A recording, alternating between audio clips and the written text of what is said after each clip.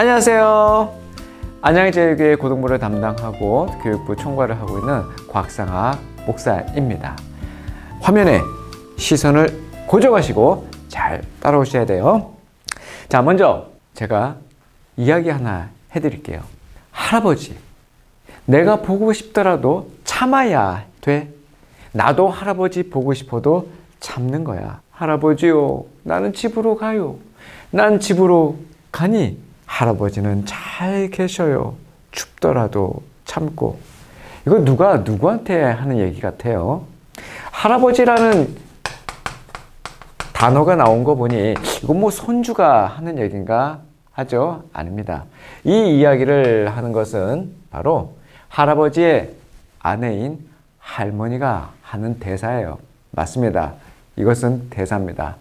니마, 그 강을 건너지 마요. 그 강을 건너지 마요 라고 하는 바로 영화의 한 대사예요. My love, don't cross that river. 2014년에 개봉된 독립영화 바로 니마 그 강을 건너지 마요입니다. 노부부의 그 노년의 사랑을 그린 다큐 영화인데요. 바로 이 제목은 고조선 시대의 시가인 공무도화가의 첫 절에서 따왔습니다. 공무도화가는 우리 친구들이 반드시 알아야 될 작품이에요. 고등학교 1학년 문학 시간에 반드시 나옵니다. 왜 이 작품이 중요하냐면 이 작품은 우리나라에서 가장 오래된 시가 문학이기 때문이에요. 공무도화가, 공무도화가. 이 오음절로 된 이 시가는 이마 그 물을 건너지 마요로 시작합니다. 임은 끝내 그 물을 건너셨네. 물에 빠져 돌아가시니 가시님을 어찌할꼬. 공무도화, 공경도화, 타하, 이사, 또 당내공하 이렇게 시작되는 건데요. 공무도화가는 고조선 시대에 창작되어서 기록상 현존하는 가장 오래된 시입니다. 공후인이라고도 이야기를 해요. 공후인. 그러니까 악기 이름인데 공후라는 그 악기를 가지고 노래를 불렀다고 해서 공후인이라고 하는데 저자는 백수광부. 이 백수라는 것은 일이 없는 실업자를 이야기하는 게 아니라 머리가 하얗다는 거예요. 이 광부는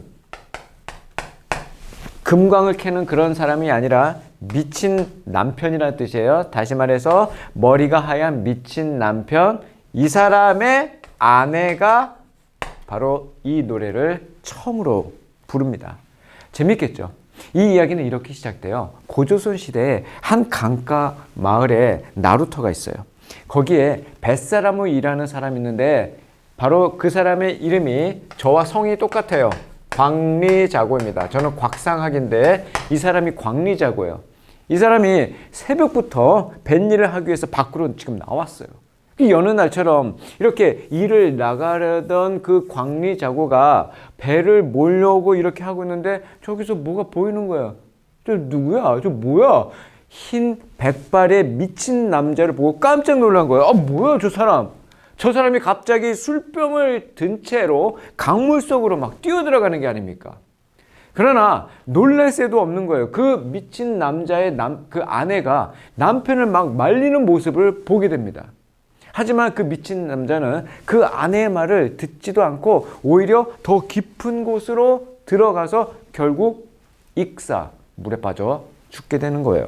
이거를 다 본 거예요. 누가? 광리자고가. 그래서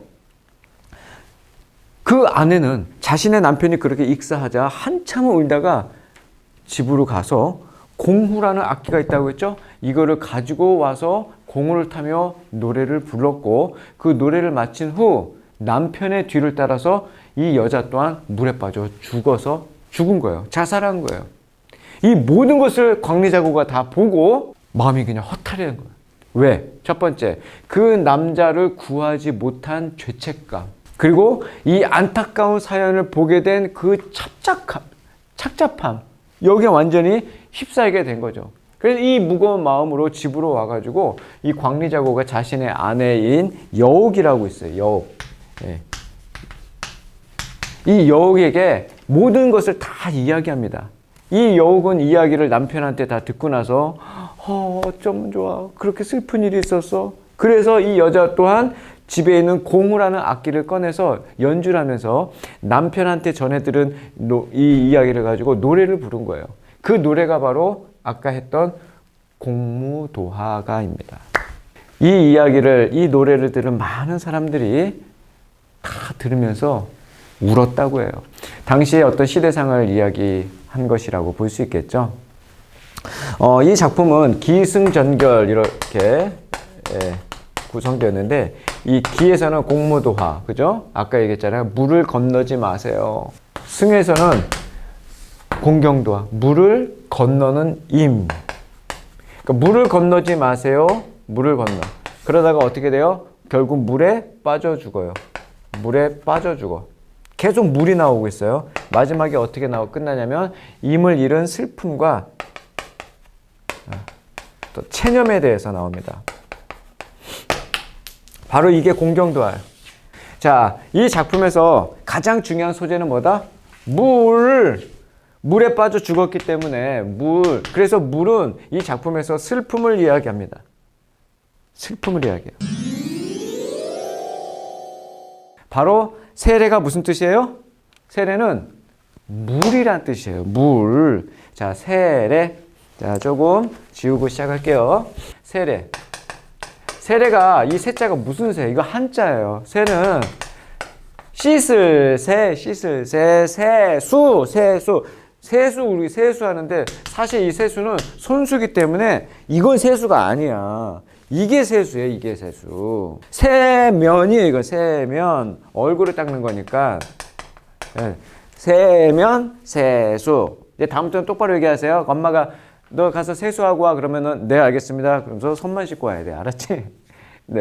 누가 왜 얼굴 안 닦았어? 아, 세수하라며, 엄마가. 그래서 세수했잖아요. 그렇게 하면 돼요. 너 어디서 그런 거 배우니? 목사님한테 배웠어요. 그렇게 얘기해.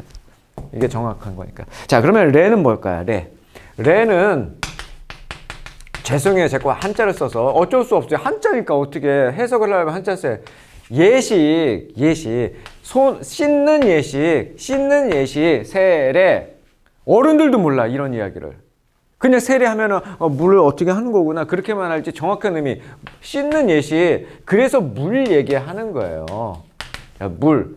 공무도화가로 왜 이야기를 시작하는지 이제 아시겠죠? 자, 정리합니다. 세례란 물에 잠기는 겁니다. 두 번째, 물로 씻는 거예요. 세 번째, 충만한 거예요. 사람이 물에 들어가면 어떻게 되죠? 죽어요. 아까 봤잖아. 익사해서 죽는다고요. 세례는 물에 잠겨서 죽는 걸 의미합니다. 장로교에서는 물에 잠기지 않고 물에 잠기는 것을 사인으로, 표시로 이렇게 해주는 거예요. 물에 이렇게 했는 거예요. 그러나 침례교 교단에서는 실제로 물에 쑥 들어갔다 나옵니다. 꽤 깊이 들어갔다가 퍽 하면서 나와요. 물에 죽었다가 다시 살아나는 그 행위를 실제로 하는 침례교단처럼 사람은 정말 물에 들어가면 죽습니다. 한마디로 세례란 죄를 씻는 행위고, 죄인이 하나님 앞에서 회개하고 그 회개의 표로서 죄를 씻어서 정결케 하는 것이 세례예요. 두 가지 의미 크게. 물에 잠겨서 나는 죄 때문에 죽는다. 그러나 예수님의 그 보혈로, 하나님의 사랑으로 나는 다시 살아난다. 이것이 세례의 의미다. 두 번째, 손이 더러우면 어떻게 해요? 세수, 손을 씻는다고 했잖아요. 그 보혈로 나의 죄를 다 씻어낸다라는 이 두 가지 의미, 그것이 바로 세례의 의미, 물의 의미라고 볼 수 있어요. 특별히 우리 그리스도인에게 있어서 세례란 그리스도의 죽음과 함께 죽는 것이다. 그리스도의 부활과 함께 다시 사는 것이다. 이것이 세례의 의미입니다. 그러므로 그리스도의 죽으심과 부활에 동참하여 새 사람이 되는 것, 그것이 바로 세례입니다. 그래서 우리 친구들은 이 세례를 통하여 이제는 새 사람, 눈사람이 아니라 새 사람이 된다, 이렇게 보는 거예요.